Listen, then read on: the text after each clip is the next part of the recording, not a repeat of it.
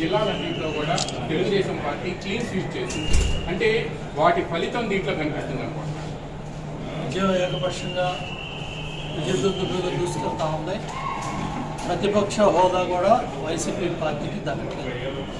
Single digit దాటుతుందా లేదనేది కూడా అనుమానంగా ఉంది.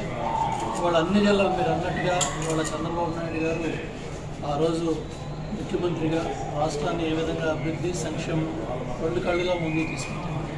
ఒక్క ఛాన్స్ అనే మాటంతో అధికారంలోకి వచ్చి ప్రజావేదిక విధ్వంసంతో మొదలుపెట్టిన విధ్వంసకర పరిపాలన ఈ రోజుతో ముగిసింది. ప్రజలు స్పష్టమైన తీర్పు ఇచ్చారు అభివృద్ధికి సంక్షేమానికి.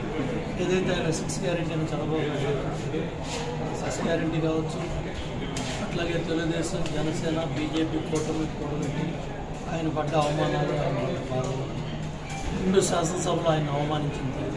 ఈ గౌరవ సభలో నేనున్నాను, గౌరవ సభలో మళ్ళీ ముఖ్యమంత్రిగా నేను సభలో పెడతానని ఏదైతే ఆయన రోజు అన్నారో ఆ మాట నిలబెట్టుకుని మన రాష్ట్ర ప్రజలు ఈ రాష్ట్రంలో ఒకటి వెళ్ళతో వైసీపీ పెట్టారు.